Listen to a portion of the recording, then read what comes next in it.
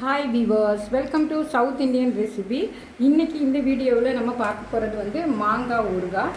இந்த மாங்காய் ஊறுகாய் வந்து கெட்டு போகாத அளவுக்கு எப்படி பண்ணலாங்கிறது தான் இந்த வீடியோவில் பார்க்க போகிறோம். பொதுவாகவே ஊறுகாய் சேர்க்கும்போது பார்த்திங்கன்னா எனக்கெல்லாம் சீக்கிரமாக கெட்டு போகாது. இது வந்து இது போட்டே ஒரு 3 மாதம் கிட்ட இருக்கும். ஊறுகாய் வந்து என்ன கெட்டு போகலை. அதே வெளியில் தான் நான் வச்சுருக்கிறேன். நான் வந்து இதை ஃப்ரிட்ஜிலலாம் வச்சு யூஸ் பண்ணுறது கிடையாது.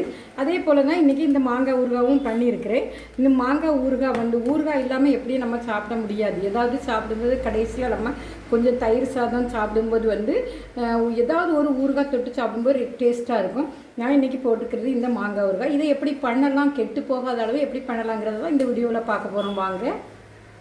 மாங்காய் ஊறுகாய் செய்கிறதுக்காக நான் இன்றைக்கி இந்த கிளிமூக்கு மாங்காய் தான் எடுத்துருக்கிறேன். இதை நல்லா வாஷ் பண்ணி நல்லா ஈரப்பதம் இல்லாமல் தொடச்சி வச்சுருக்கிறேன். இனி இதை நமக்கு எந்த சைஸில் தேவையோ அந்த சைஸில் நம்ம கட் பண்ணி எடுத்துக்கலாம்.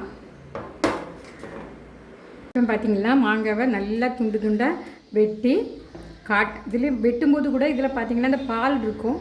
இதை நல்லா சுத்தமாக ஒன்றுமே இல்லாமல் நல்லா தொடச்சி எடுத்துக்கலாம்.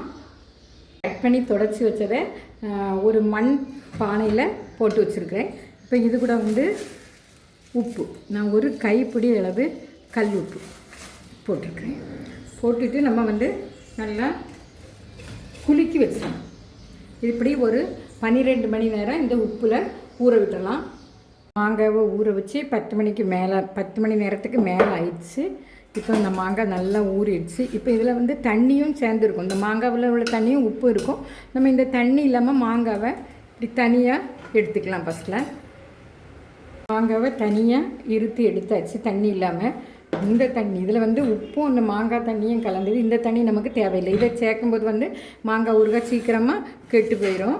இதுக்கு தேவையான பொருட்கள் பார்த்திங்கன்னா வத்தல், அப்புறம் வந்து பார்த்திங்கன்னா இது 1 டேபிள் ஸ்பூன் அளவு கடுகு, 1 டீஸ்பூன் அளவு வெந்தயம், இப்படி பெருங்காயம் ஒரு 5 துண்டு வச்சுருக்கிறேன். இது எல்லாமே நான் வந்து ட்ரையாக ரோஸ்ட் பண்ணி எடுத்து வச்சுருக்கேன். இப்போ நம்ம இதை வந்து மிக்ஸி ஜாரில் போட்டு பொடிச்சு எடுத்துக்கலாம்.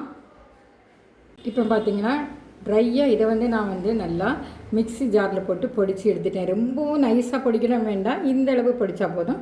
இப்போ நம்ம மாங்காவுக்கு ஏற்கனவே உப்பு சேர்த்து தான் அதை வந்து ஊற வச்சுருந்தோம். இப்போ இந்த மசாலாவுக்கு தேவையாக இந்த அளவு ஒரு கைப்பிடி, பாதி கைப்பிடி அளவு வந்து நம்ம உப்பை சேர்த்து மிக்ஸியில் ஒரு சுற்றி எடுத்துக்கலாம். அழிக்கிற பாத்திரத்தில் 150 கிராம் நல்லெண்ணெய் சேர்த்துருக்கேன்.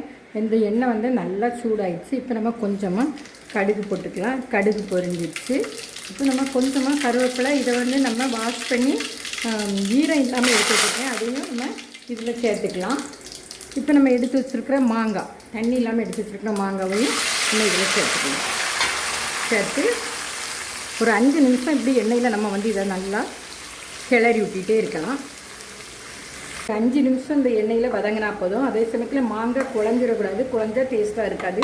இப்போ நம்ம ஸ்டவ்வை சிம் பண்ணிக்கிட்டு நம்ம அரைச்சி வச்சுருக்கிற இந்த மசாலாவை இதில் சேர்த்துக்கலாம். ஊறுகாவில் உப்பு பத்தாது, அதனால் கொஞ்சமாக நம்ம கல் உப்பு இப்படி போட்டுக்கலாம். உப்பு முழுசாக கிடந்தாலும் அது வந்து ஊறுகாய் ஊற இதுவும் ஊறிடும். இப்போ இதில் என்ன பண்ணணும்னா மாங்காய் ஊறுகாவை பொறுத்தவரையில் அது வந்து கிளிமூக்கு மாங்காயில் போடும்போது தான் ரொம்ப டேஸ்ட்டாக இருக்கும்.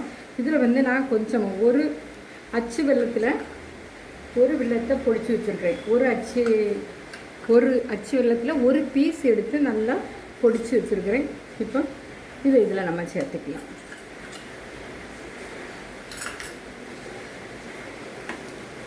இவ்வளோ வந்தாங்க மாங்காய் ஊறுகாய் ரெடி ஆகிட்டு. ஏற்கனவே நான் போட்ட வத்தல் ரொம்ப காரமாக உள்ளது, அதனால தான் ஒரு 10 வத்தல் போட்டேன். நம்ம ஊறுகாய் போடும்போது மாங்காவை பொறுத்தவரையில் அதிகமாக வத்தல் சேர்த்தா ரொம்ப டேஸ்ட்டாக இருக்காதுங்க. இப்படி சேர்த்து வச்சுக்கிட்டோம்னா நமக்கு தயிர் சாதம் சாப்பிடும்போது ரொம்ப டேஸ்ட்டாக இருக்கும். விண்டர் ஸ்டார்ட் ஆகிடுச்சு. இந்த விண்டருக்கு நமக்கு வந்து மாங்காய் ஊறுகாய் ரொம்பவே டேஸ்ட்டாக இருக்கும். இதே போல் இந்த மெத்தடில் நீங்களும் செய்து பாருங்கள். இது வந்து சீக்கிரமாக கெட்டு போகாது. லைக் பண்ணுங்கள், ஷேர் பண்ணுங்கள், மறக்காமல் சப்ஸ்கிரைப் பண்ணுங்கள். தேங்க்யூ ஃபார் வாட்சிங் மை வீடியோஸ்.